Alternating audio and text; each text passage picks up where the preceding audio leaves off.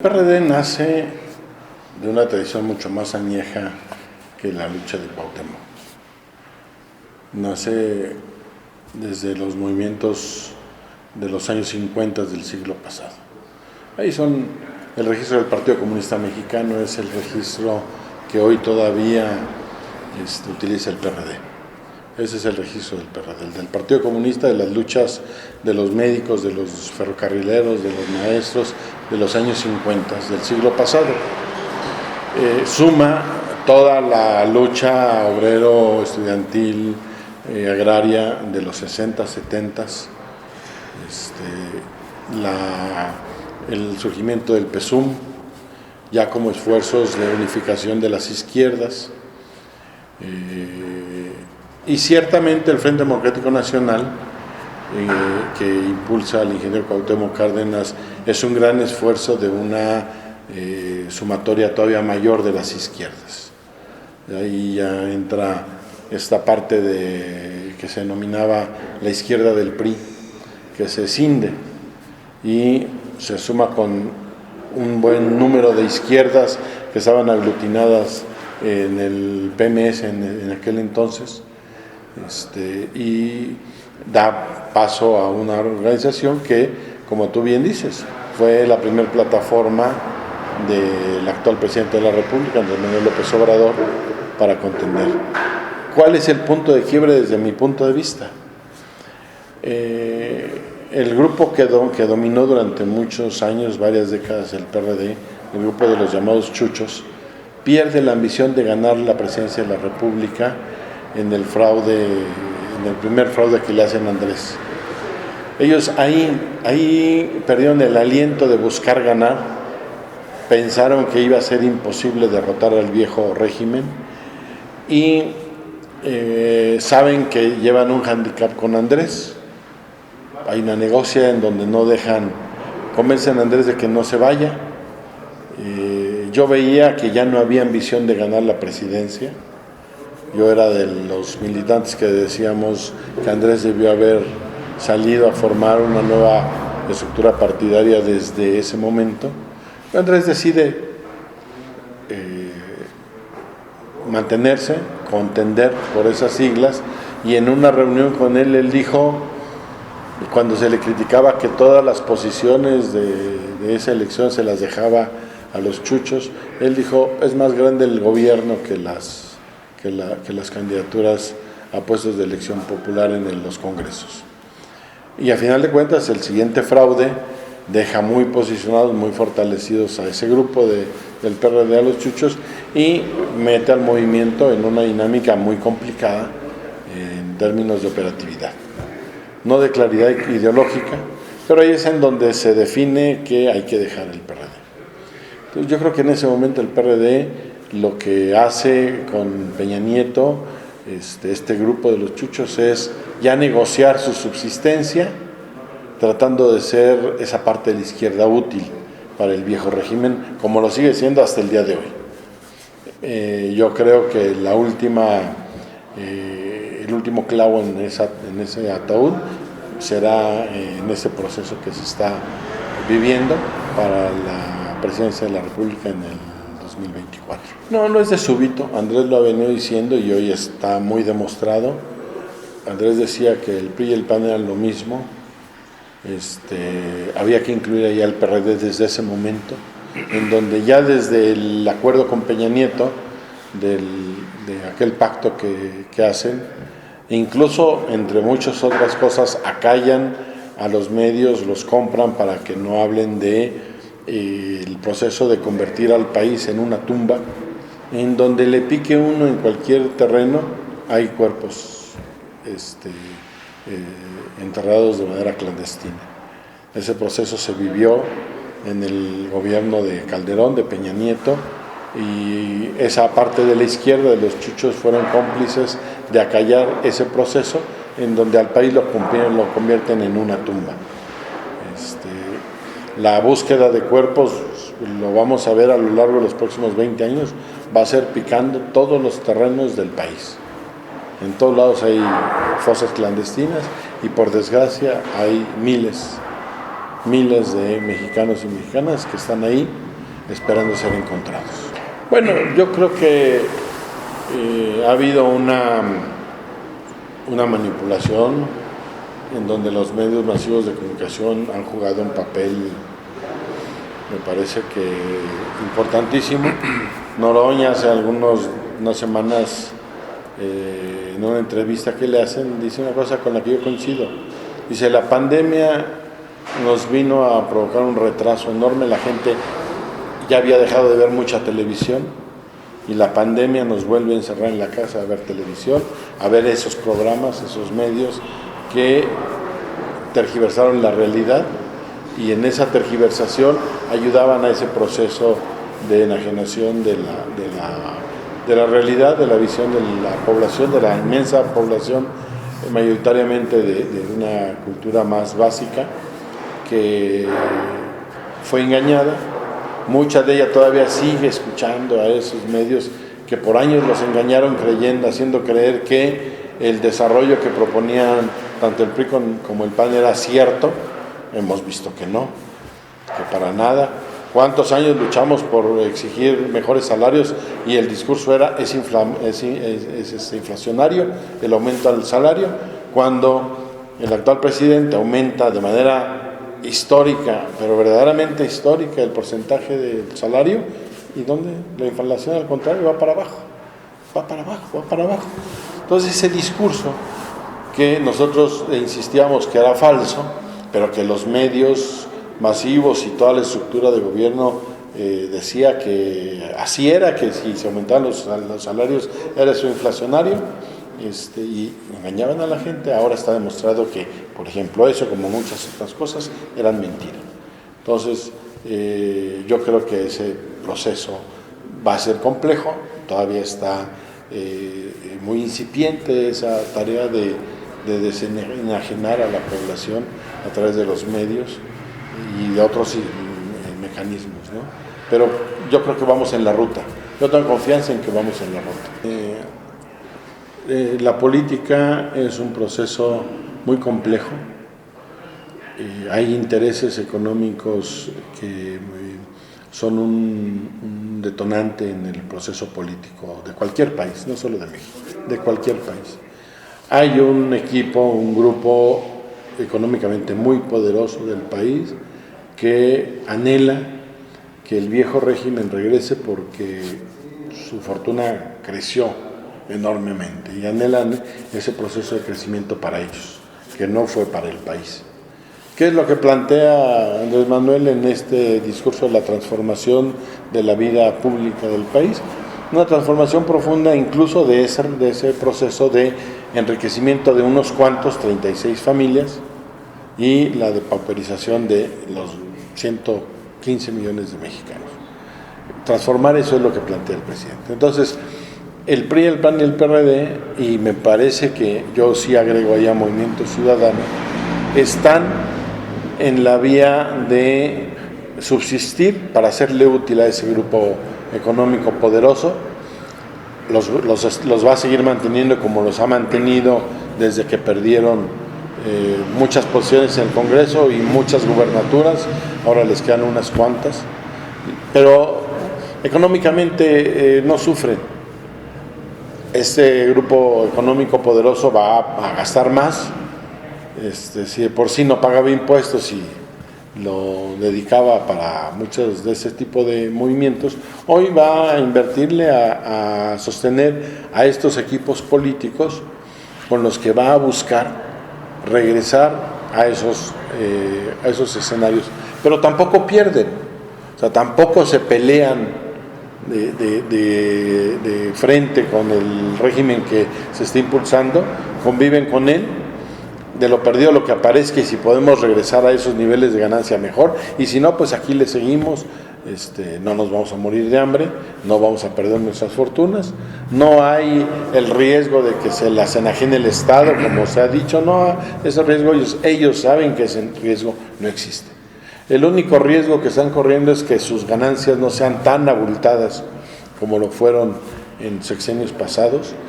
El riesgo que corren es que las grandes negocios que armaban al amparo del gobierno no lo van a hacer ahora, pero la utilidad, la ganancia la van a seguir teniendo. Y no solo el poder económico nacional, el internacional.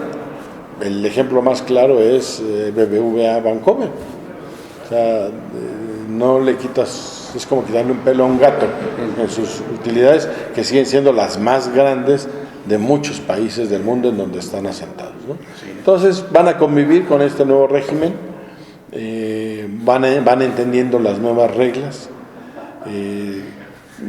Los paleros del régimen anterior acusan al actual de que no respeta el régimen. Lo cierto es que se está proponiendo una transformación, se ha venido proponiendo, y entonces un conjunto de ordenamientos legales obedecen a una lógica distinta, que la Suprema Corte está haciendo un papel trascendental cuando ese equipo político perdió la batalla. Ahora van a través de lo que internacionalmente se llama el lawfare, ¿no? Van a utilizar las leyes para contener la transformación del régimen político-económico, para seguirle siendo útil a lo que todos los años han sido útiles, a ese viejo régimen económico, ese poder económico que validaba esta Suprema Corte todas las pillerías que hicieron.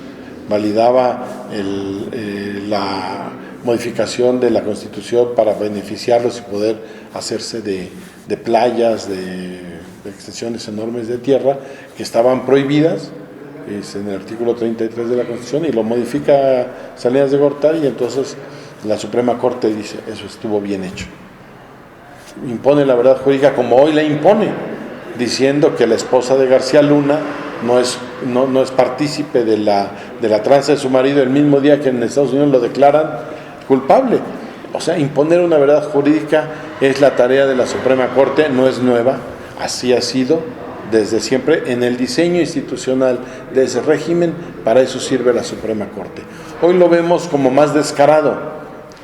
Para mí no es más descarado, es el papel que siempre ha hecho. No vio en la elección de Peña Nieto al Monesgate, no lo vio, no fue delito porque no lo vio. Lo vimos millones de mexicanos, pero ellos no, y si ellos dicen que no, pues es la verdad jurídica que se impone. Igual que el ejemplo que te pongo de la esposa de García Luna. Me parece la cereza del pastel hoy. No es hoy más aviesa, no es más tremenda la Suprema Corte, no, es igual que siempre ha sido, pero no la habíamos visto tan descarnada, porque está no siendo justificada por el avasallamiento de los medios masivos. Hoy las tecnologías de la información, la comunicación vía redes, nos permite ver más descarnadamente ese tipo de procesos, que antes los veíamos a través del canal 2 o el 13 o el 11, que decían, no es cierto, los jueces dijeron la verdad y así está bien. Hoy tenemos otras vías, ¿no? Entonces la vemos más descarnada, pero ha sido así desde sus orígenes, así se diseñó. Pues ha sido una añoranza de muchos, como tú bien dices, en copiar un régimen bipartidario como lo es el de Estados Unidos. Yo creo que no vamos a llegar a ese puerto. A mí me parece que hoy hay una alianza que es coyuntural. Movimiento Ciudadano se resiste un poco, se está vendiendo más caro, pero es probable que haya una alianza coyuntural que después haga que se vuelvan a separar para defender sus visiones ideológicas, si es que la tienen, o sus intereses particulares, cada uno de ellos, porque a final de cuentas esta alianza no les hace renunciar a sus registros partidarios. Si la alianza les hiciera renunciar a sus registros partidarios, no estarían aliándose, porque no van a perder esa capacidad de recibir recursos públicos o de proponer candidatos en ese diseño de país, ¿no? Si el nuevo diseño que podamos hacer una vez renovadas las cámaras y que se logre mayoría como se espera en las cámaras, y que haya ahora una condición suficiente en los estados para avanzar hacia un constituyente y una nueva constitución, probablemente cambiemos ese diseño, en donde sí, cuando un partido se alíe con otro, uno de los dos o de los tres renuncian a su registro partidario y entonces vamos a ver si eso camina. Yo todavía lo veo lejos ese escenario. Es una coyuntura, hay mucha claridad en que hay dos visiones, dos grandes visiones. La derecha, que aglutina a una pequeña parte de lo que fue la izquierda histórica en el país, una parte de la derecha de centro y la ultraderecha. Y las izquierdas que están en el bloque de Morena y PT. El verde se ha comportado como un comodín.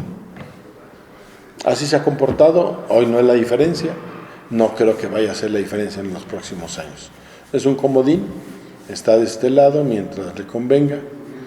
Si en algún momento deja de convenirle, se va a pasar al otro. Y yo creo que es el mismo proceso, o sea, defender una pequeña porción del poder político y económico que les da el registro. Bueno, yo creo que en este nuevo diseño institucional que el presidente ha planteado, en donde una cosa que hay que recuperar, Juan Pablo, es la capacidad de soñar. Creo que es lo primero que tenemos que recuperar.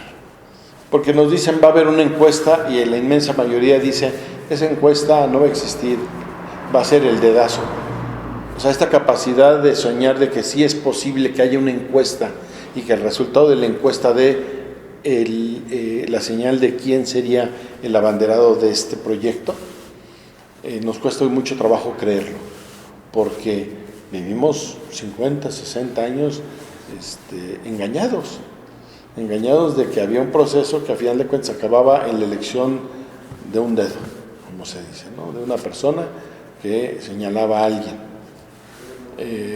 Tenemos que recuperar esa capacidad de soñar, de que los ciudadanos a través de un medio moderno, a través de las tecnologías, seamos partícipes de una toma de decisión primaria, como se ve en muchos países, hay una primaria.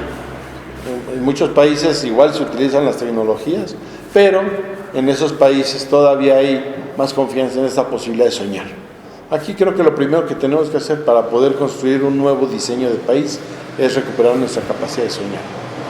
Mientras no la recuperemos, seguiremos pensando que no es posible. Nos enajenaron esa capacidad de soñar, hay que recuperarla. Entonces, partiendo de que sea posible, yo tengo esa creencia de que sí es posible que una encuesta como un medio moderno de participación de la sociedad de un resultado. Yo creo que Andrés ha sido muy hábil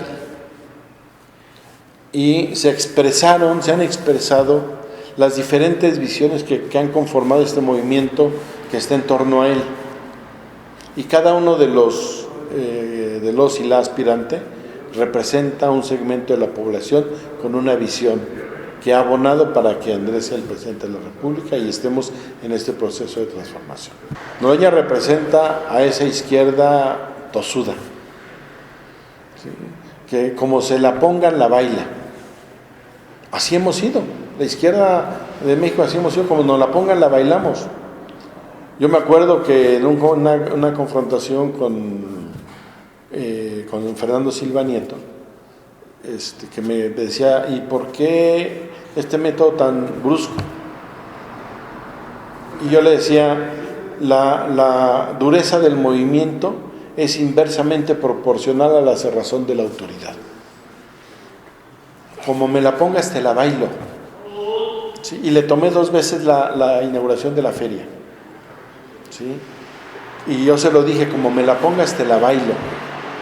Si no hay apertura de tu parte, la abrimos. Y así fue. Noroña representa a esa izquierda. Todo el mundo decía que no iba a llegar, que no lo tomaban en cuenta, y él seguía.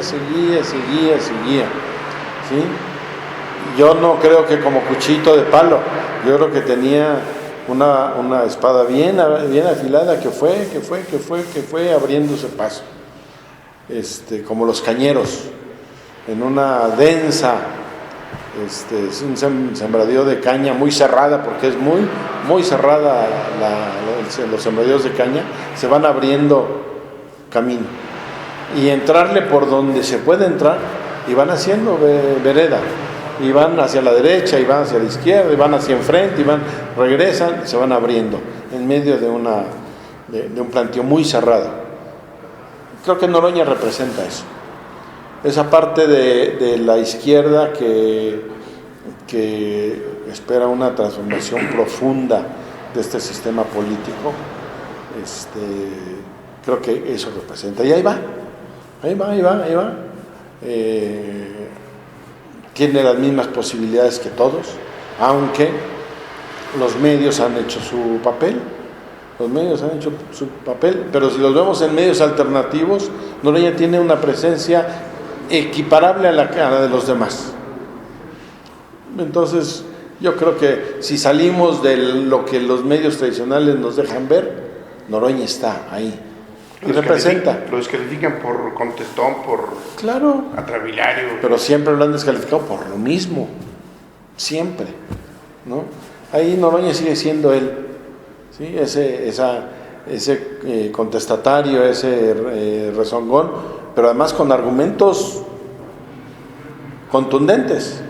Cuando en la Cámara se paró y dijo García Luna es un pillo, es la cabeza de un cártel de traficantes de droga, y todo el mundo decía que estaba loco. No, pues, la historia le da la razón, y como esos argumentos de Noroña, muchos, ¿no? Contundente, cierto, veraz, informado. Así es, a esa izquierda representa Noroña. Carga sus propios votos y los va juntando. Yo recuerdo que había sido diputado por plurinominal y le pasó lo mismo que a Pablo Gómez. Un día le dicen los chuchos, pues vete a contender. ¿Y cuál sería la sorpresa para los chuchos? Que Noroña como Pablo Gómez que ganan con votos. Y entonces tomaron seguridad y dijeron, pues con votos se las ganamos, ¿no? Y hoy Noroña está en esa. Puedo ganar la voluntad de muchos ciudadanos y ciudadanas que me pueden llevar a ser el sucesor del compañero presidente, como él le dice. A ese espectro de la sociedad representa Noroña. Sigo con Monreal. Monreal representa a la derecha del PRI. A eso representa a Monreal. Y lo vimos en su comportamiento en la Cámara, cómo de manera ilegal gana la mesa directiva de la Cámara, se la juega a Martí Batres y la gana de manera ilegal, mete a votar a senadores que no eran de la fracción de Morena, y se hace de la mesa directiva. Esa vieja cultura del PRI es la que encarna Monreal. No es otra y no necesita más descripción, me parece a mí, que así ha sido y así es hoy.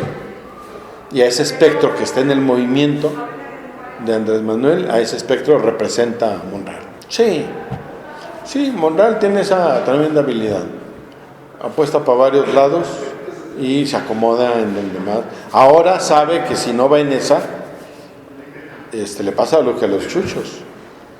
Sabe que no, sabe. Sin embargo, también negocia.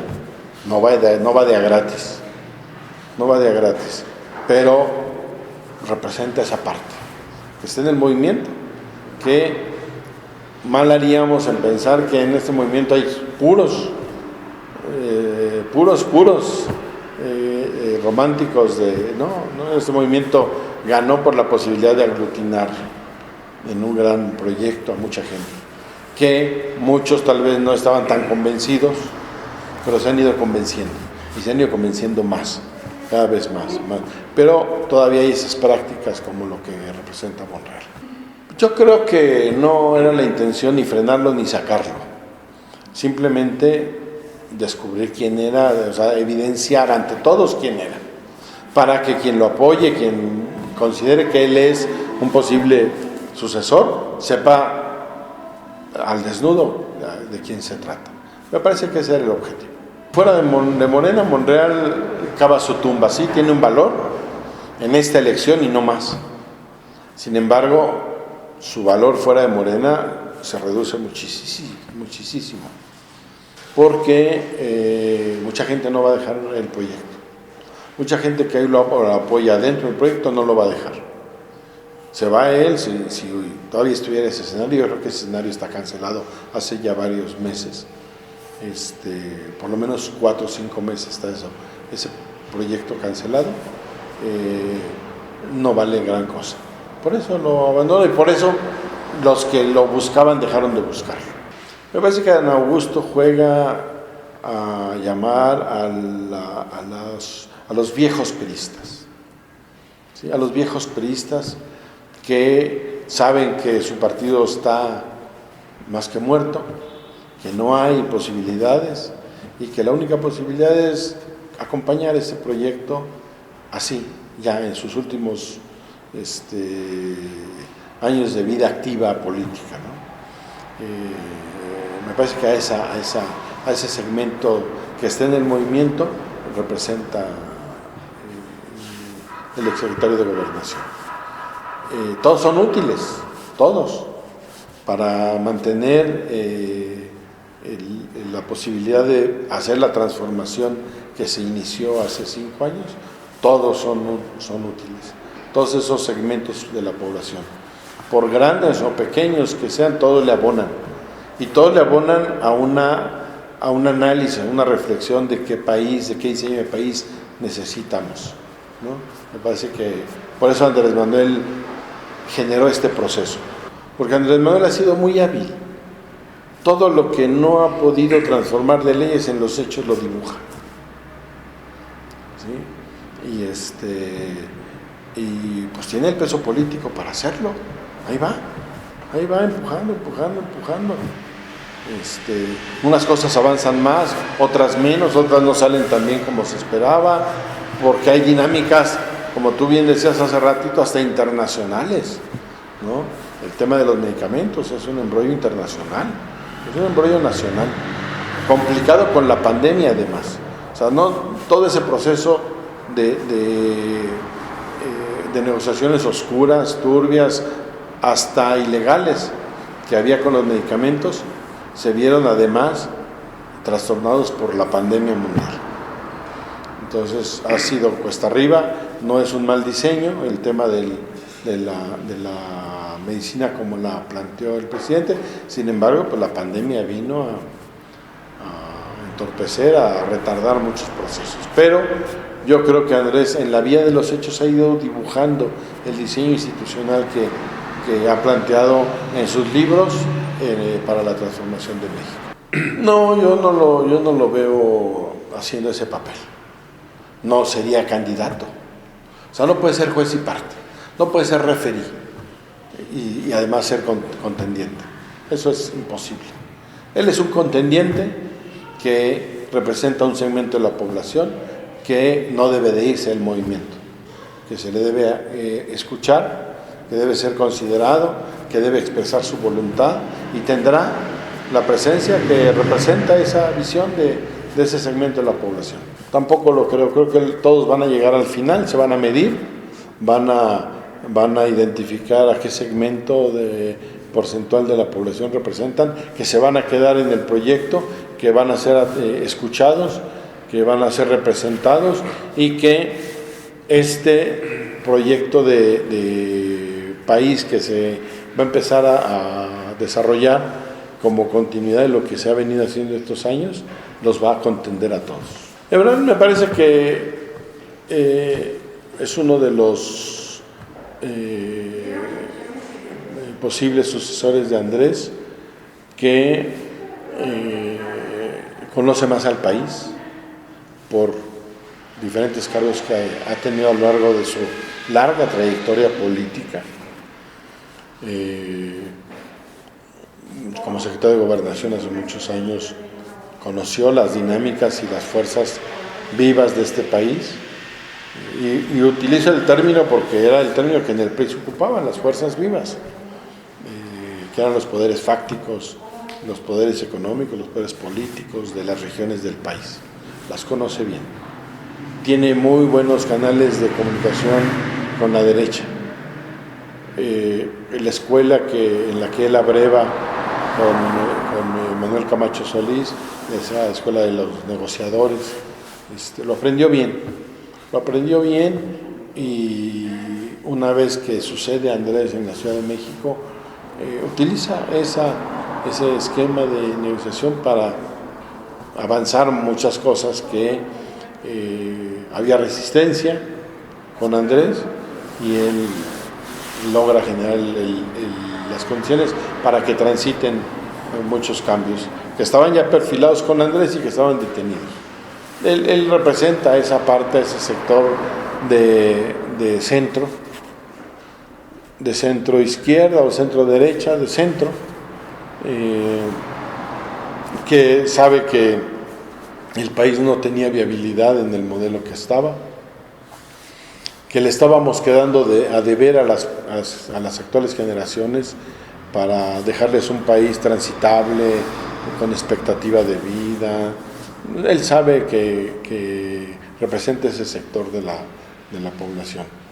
Yo creo que al país no le iría nada mal con Marcelo. Yo creo que a la falta del peso político de Andrés, la posibilidad de negociar con la derecha pudiese ayudar a transitar al país. Y ese segmento de la población a la que él representa se va a quedar en el movimiento. Bueno, yo te diría que también se dice que en política no hay facturas. Pasó un proceso, él lo pasó, él lo decidió participar en esa consulta y en la consulta no le favorecieron los números y ganó Andrés.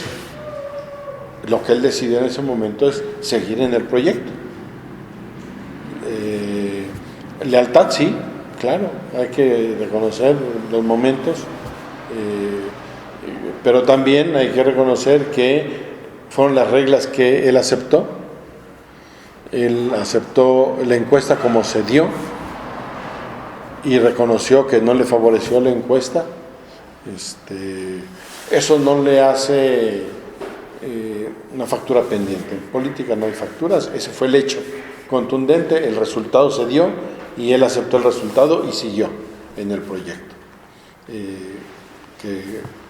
Que fue valiosa su actitud, claro, fue valiosa para mantener el proyecto sin fracturas, sin fisuras. Claro, porque él sabía que podía perfilarse en donde hoy está. Sabía que podía perfilarse para suceder a Andrés, pero también ingenuo no ha sido nunca. Sabía que no iba a ser el único. Y así decidió seguir. Tal vez tuvo una inquietud en algún momento de voltear para otro lado, pero también sabía que era un error. Era un error no solo personal, era un error para el país. Era cancelar, como se canceló con Fox, esa transición que prometía. Él sabe que irse para otro lado era vivir el proceso de Fox, entregarse a unos intereses económicos que a él sí lo iban a atar de manos, a Fox pues no, lo dejaron a rienda suelta y como chivo en cristalería, no era peligroso, nada más romper la vajilla y no era peligroso, los intereses económicos los iban a correr por otro lado, ¿no? Con Marcelo sería distinto. Si él hubiera decidido voltear para otro lado, él sabía que esos intereses económicos se iban a imponer, no lo iban a dejar hacer absolutamente nada y el país en este proceso de transformación iba a tener una involución lamentable. Él decidió quedarse, jugar el juego que está jugando, que ha tenido una incidencia en algunos momentos. Yo insisto, tonto no es hábil, tiene experiencia, es negociador, incluso con Andrés Manuel ha negociado y ha hecho un buen papel como embajador, como secretario de Relaciones Exteriores, ha hecho un excelente papel. Le tocó un momento muy complicado que yo creo que salió muy bien librado en el tema de la pandemia y la búsqueda de las vacunas. Fuimos el primer país en América Latina de empezar a vacunar y vacunar a un porcentaje muy alto de la población y creo que la labor que él hizo para conseguir esas vacunas, para meter a México en la investigación del desarrollo de vacunas, creo que fue un logro muy importante de él como secretario de Relaciones Exteriores, bien asesorado, supo a dónde ir a tocar puertas, pero además creo que fue disciplinado con el presidente de decirle, ve a Cuba también, y ve a China también. Pero que acá no querían, no importa lo que los del norte quieran, nosotros necesitamos unas y las otras, y aquellas, porque no van a ser insuficientes. Que no validan aquellas, a mí no me importa lo que ellos validen. Yo confío en que la ciencia en Cuba es de primer nivel y la vacuna cubana funciona y va a funcionar bien. Y vamos a China también porque también esa va a funcionar. Entonces, fue disciplinado, fue hábil en toda esa negociación, le salió bien, le han salido bien las cosas. Generó las condiciones para que Andrés se subiera al carro del presidente de Estados Unidos. Digo, le han salido bien las cosas, es hábil. Al país le iría bien, ¿sí? Sin embargo, todavía hay cosas que él no logra hacer, no lograría hacer. ¿Por qué? Pues porque lo que por un lado es una virtud también se vuelve un freno para él. Esos vasos comunicantes y de negociación con la derecha se le pueden volver el freno, un obstáculo, ¿no? Entonces, lo que es una virtud también se vuelve un enorme riesgo, yo creo que no estamos para correr ese riesgo, me parece a mí. ¿Tiene posiciones de visión de avanzada? Sí las tiene. Sin embargo, yo te diría que el país en manos de hombres no ha resuelto la grave deuda que tenemos con las mujeres. No, yo no le llamaría contradicciones. Hay que entender que el discurso de los candidatos es uno. Y todos los candidatos tienen un discurso que les es útil para fortalecer su candidatura. Y él puede saber que va a perder una, pero le sirve para mantenerse en los reflectores, aún perdiendo le sirve, ¿no? Sabe que el diseño no va por el lado de la encuesta, del debate, pero él lo impulsa, ¿no? Podríamos decir que en su vieja cultura el debate no era la vía, como negociador que es, evitar los debates. En su vieja cultura de negociación el debate no es la línea, más bien es el acuerdo, en la conciliación y en la concertación, el acuerdo, dejemos de debatir, ¿no? Traigo a colación su papel con el ZLN. En vez de seguir dejando que debatiera públicamente, negocia para que lo dejen hablar en la Cámara de Diputados. Ya, se acabó el debate. ¿Por qué? Pues porque en su visión de la conciliación, de la concertación, el debate no es la vía. Pero hoy como candidato le sirve plantear que hay que debatir y solo le sirve como candidato. No es su convicción. Como no tiene una convicción de izquierda, digamos, si Noroña dijera es que el debate, no le cree. Noroña se hizo en el debate.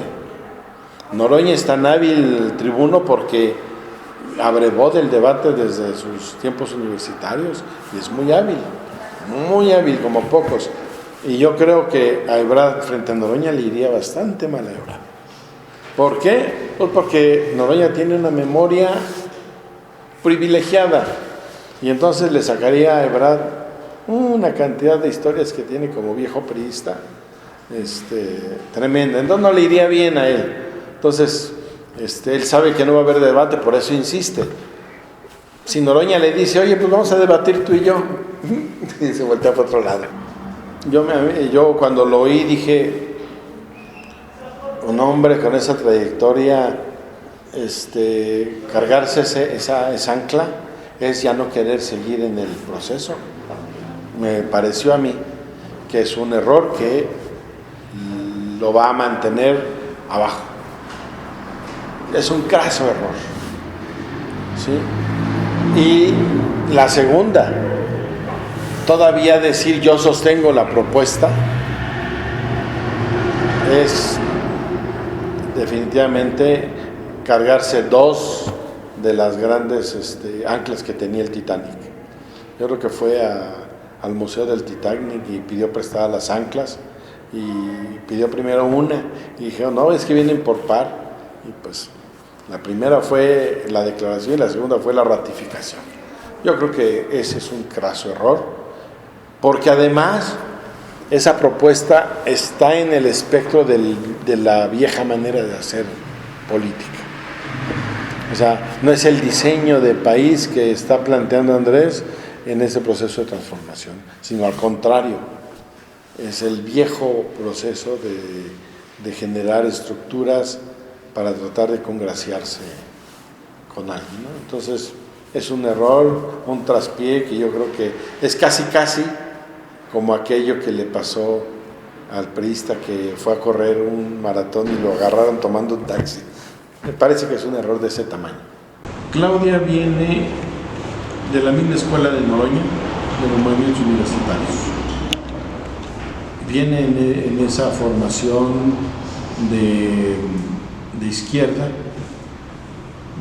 social, de izquierda de movimientos, y en esa izquierda la misoginia y el machismo no estaban ajenos, para nada. Y en el movimiento del CU, en donde se forman políticamente hablando, no estaba ajeno el machismo y la misoginia. Entonces ahí viene ella en esa lucha. Es de ese tremendo grupo de mujeres que avanza, ganando espacios, ganando el debate, ganando la discusión, ganando el derecho a participar en la discusión en la izquierda. Entonces, para ella no es nuevo ese tema. Sabe que no está resuelto en el país esa visión machista. Ha dado la batalla, me parece que de manera permanente, contra eso. Entonces, este momento que vive hoy, en donde un porcentaje importante de la nación se debate. No me atrevo yo hoy a decir que va a enfrentarse contra una pared cerrada del machismo, ¿no? Yo creo que hoy ese sector de la población férreamente machista está ya en las generaciones más grandes, y me parece que la juventud viene empujando por otra cosa. San Luis Potosí no es ajeno a ello, no es ajeno, aunque pareciera que San Luis es todavía extremadamente tradicionalista y machista. Creo que las juventudes potosinas vienen empujando en la apertura. Te pongo un ejemplo: la Federación Universitaria Potosina es dirigida por dos mujeres. Creo que esa es una expresión de para dónde están empujando las juventudes. En el país completo las juventudes van a buscar una transformación de esa relación social de los hombres, ¿no? Esa visión. No está definitivamente resuelta esa parte, para nada está resuelta, pero está en debate. Va ganando terreno la discusión, y creo que en la discusión, ese sería uno de los máximos logros de la transformación profunda de México. Que lo gobierne una mujer que ha venido dando la batalla por romper el machismo. Sí, te quiero decir que lo dicen las mujeres, las feministas, que el cuerpo de mujer no asegura claridad de género. O sea, pero Claudia me parece que ha demostrado en los hechos tener claridad de cómo contrarrestar viejas inercias sociales en contra de las mujeres, aunque todavía la factura pendiente está grande. Este país ha sido gobernado por hombres, no solo en la primera magistratura, en las gubernaturas de los estados, y me parece que el ser gobernado por un hombre, evidentemente por los datos duros, ha limitado el avance de una sociedad más equitativa, más igualitaria. Y creo que la expectativa que puede despertar que nos gobierne una mujer es que ese tema todavía pendiente se pueda avanzar de manera significativa. O sea, los presidentes que nos dieron el PAN, el PRI, son absolutamente machistas. Peña Nieto acusado de ser no solo machista, sino asesino de la mamá de sus hijos. Fox con aquella expresión lamentable de las lavadoras con patas, o sea, no. O sea, por eso no se avanzó, porque el poder que ejercía el presidente de la República era desde esa visión machista más retrógrada posible.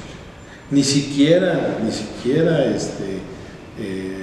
pudiésemos haber pensado que cualquiera de ellos era medianamente consciente del machismo que ejercía. No, eran cegados en un machismo del más atrasado ejercicio del poder, ¿no? Por eso no se avanza. Hoy tener en su gabinete a 8 mujeres habla de un impulso que él mismo ha dado a este reconocimiento del avance necesario de las mujeres. No es gratuito, no están ahí por contentillo del presidente, sino por su capacidad. Sí va a tener que presentar, y creo que lo tiene previsto, una agenda muy aviesa en favor de la equidad y de una lucha frontal contra el machismo y la misoginia. Me parece que sí. Y esa es, creo que, la gran oportunidad del país, porque esa agenda no le va a permitir a las mujeres nada más resolver una deuda histórica, le va a permitir al país entero un desarrollo importantísimo, que se va a expresar en materia económica, en salud, en educación, en todo. O sea, romper con la misoginia y el machismo es abrir un escenario virtuoso de desarrollo, porque hombres y mujeres tenemos capacidad de hacer que este país florezca. Las mujeres hoy están limitadas y tenemos que quitar ese techo de cristal para que las mujeres que lo han venido empujando puedan desarrollarse sin ese techo de cristal. Claudia es una de ellas, y yo creo que sí, si Claudia es la próxima presidenta de este país, sería un sexenio virtuoso para el país, con una mujer al frente y muchas desarrollándose muy bien. Y eso no evita que los hombres nos sigamos desarrollando, no es quítate tú para ponerme yo. Es una convivencia sana de amplio desarrollo para todas las personas, hombres y mujeres. Hoy no podemos decir eso. Hoy tenemos que reconocer que no hay esa posibilidad. Bueno, Pozos ya fue municipio. Le quitaron la denominación de municipio hace 30 y tantos años, 40 años. Fue un periodo corto municipio. Lo mismo que hoy lo mueve al actual régimen de gobierno estatal a buscar volverlo a ser municipio, lo movió quitarlo de ser municipio. Es lo mismo, exactamente. Es un proceso político. Pozos tiene una conformación sociopolítica compleja, mucho más compleja que muchos de los 18 municipios más pequeños del país. Pozos es mucho más complejo que San Antonio, ¿no? Socialmente y económicamente hablando, por sí mismo, sin denostar a San Antonio. simplemente poner una comparación. Entonces, el proceso político del Estado que hoy vivimos hace que Pozos vaya a ser un municipio más, como lo fue en antaño. Y eso no hace pensar que así se pueda quedar para siempre. No, es un diseño político que corresponde al momento político del Estado. Creemos que los 58 municipios han sido municipios siempre, no es cierto. No es cierto. Hace 100 años no había 58 municipios. Había muchos menos, había 30 y tantos. ¿Qué los ha hecho que se diversifiquen? El proceso político. Nada más, ¿no? Nada más. San Luis Potosí como municipio tiene un ingreso que sí va a ser alterado, va a ser afectado porque Pozos se convierte en municipio, pero pues tampoco se va a morir de hambre, tampoco se va a morir de hambre. Y Pozos, con el ingreso de la zona industrial, no es su único ingreso, pudiese llegar a ser el más importante, pero no es el único. Pero puede correr el riesgo Pozos del mismo riesgo que ha vivido San Luis Potosí, que grandes desarrollos habitacionales no paguen el predial. O sea, tampoco es en automático que va a ser una prosperidad, una jauja, que San Luis debiera hacerlo. San Luis debiera hacerlo y no lo ha sido. ¿Por qué? Pues por componendas políticas. Entonces, Pozos va a ser municipio por una coyuntura política, por un diseño político de coyuntura, como lo fue hace muchos años y por lo que lo dejó de ser.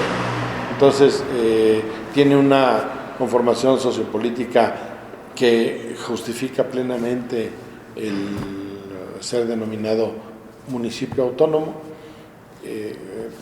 Como cualquier región de San Luis Potosí capital, representa una complejidad, Pozos la representa. Ciertamente, hoy por hoy es la zona industrial más grande del país, la segunda más grande del país, está ahí, pero también puede pronto dejar de serlo.